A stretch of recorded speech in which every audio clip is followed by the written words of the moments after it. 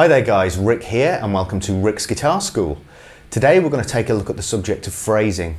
I'm just going to give you a general overview of how I view phrasing, what I think it involves and ways in which you can develop your phrasing further.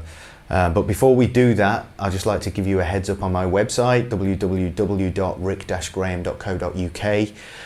You can subscribe to my website and you'll get free access to HD guitar lesson content, as well as all the free content that I'm uploading for my YouTube channel. It's all embedded over there at the website. There's also an HD guitar lesson store section of the website where you can purchase high quality downloadable guitar lessons. So check it all out. Let's get cracking with today's lesson. I'm going to talk to you a little bit about phrasing and my approach to it.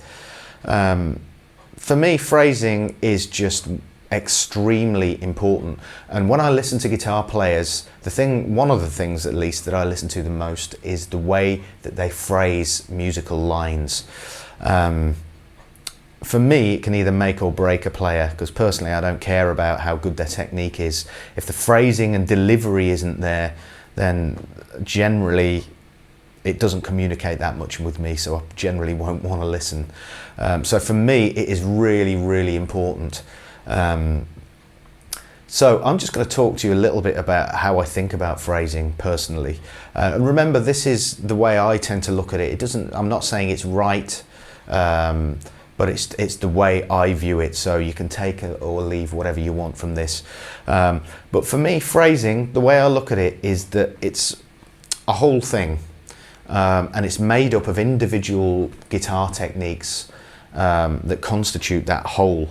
And I'm talking about guitar techniques like the way you articulate in stuff like slides, string bending, vibrato, all of those kind of things, as well as slurring, hammering on, pulling off, lots of different things. Also, where you play the actual phrase on the fretboard.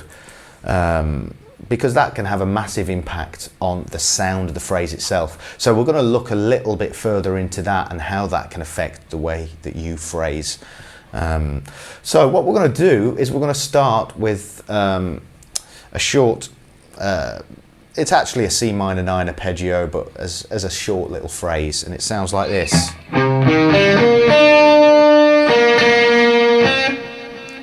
Okay, I'm keeping it very straight at the moment. So I'll play that again.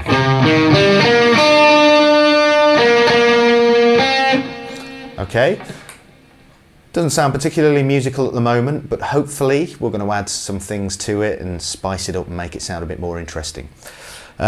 So, as I said before, what we've got there is essentially a C minor 9 arpeggio. I would generally never play like that. Because it's not something to me that sounds interesting. It's just a bit dull and lifeless. So probably one of the first things I'd do is incorporate, because I'm picking every note there. What I would do is incorporate a hammer-on somewhere along the line, and on the G string, those two notes, the G to the B flat, that's the perfect opportunity. So.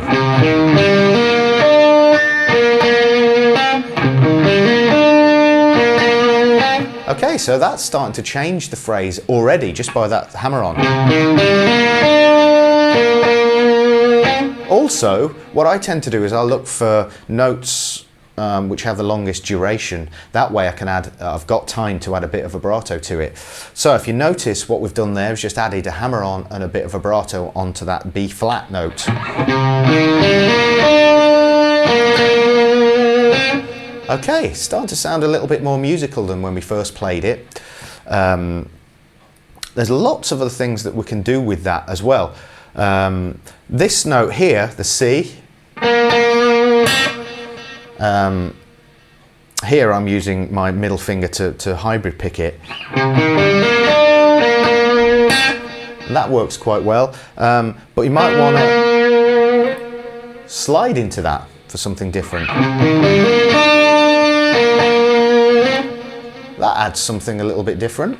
The next thing you might want to do is, I find this that just a little bit stiff. So what I'd probably do is replace this note here, an E flat and the G, and put them here. So same notes, different position. Listen to how that changes the sound.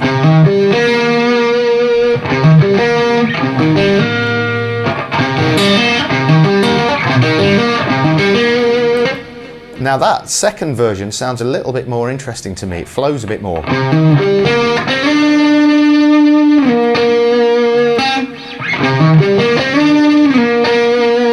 And what I'm doing there is sliding into this note here, the D, and then back down to the B flat. Now that's sounding a lot more musical already. You can slide into that last note as well. Why don't we, instead of sliding into this, why don't we bend up from a tone below?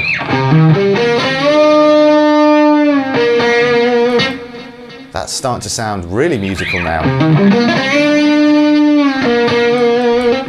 Yeah, and again I'm putting vibrato on that B flat and hammering on. It's a nice little afterthought here, this just a light hammer on. And then cut the note off. Yeah, it's starting to take shape already. Let's do something else. We'll try this.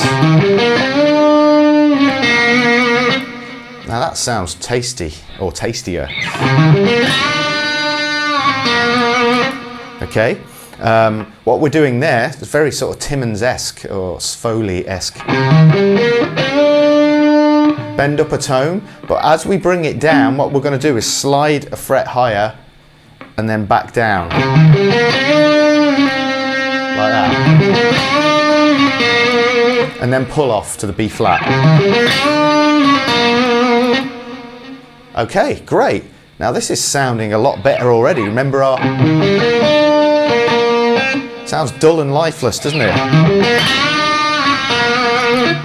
Okay, we're getting somewhere. Okay, let's just chop and change it around a little bit. Let's move the positions even more. So instead of... So we're back to that sounding, because it's the same setup of 3 pick notes, then a hammer on. Sounds a little bit different because we're on different strings, so the sound is a little bit thicker.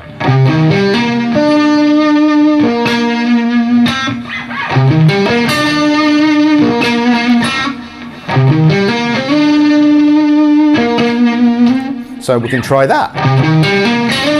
That's nice.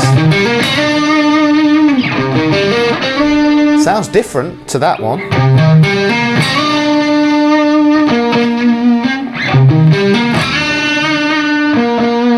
I'd probably add a bit of interest there by adding just a quick series of bends there. Adds a little bit of tension in it.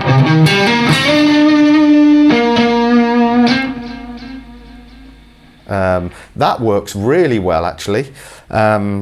Let's try it in a slightly different position, same notes. Okay, it's the same notes, but it's saying a different thing, isn't it?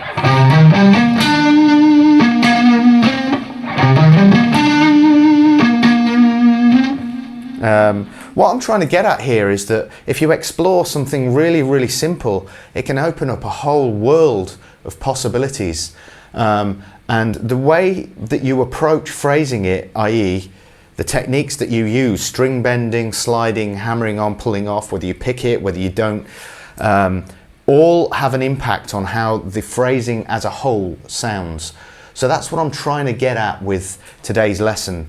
It's important to understand that when you play on the guitar, you're giving people, you're communicating with people. And to me, I want to communicate in the way that the players that have inspired me made me feel when I listened to them.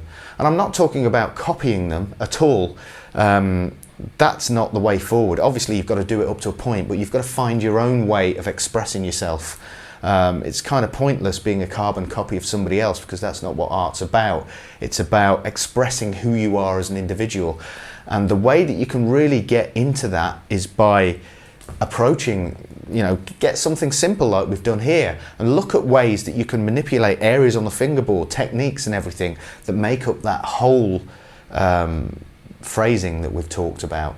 So really, really inspiring stuff. I love doing this because you're really able to get into your instrument and start to understand it on a completely different level. So okay, that's about it for this particular lesson. As I said before, the subject of phrasing it's a massive subject, so there's lots of stuff coming up that we're going to talk about, but hopefully this has given you lots to think about. So don't forget to check my website, subscribe there, and I will see you guys very, very soon for the next lesson.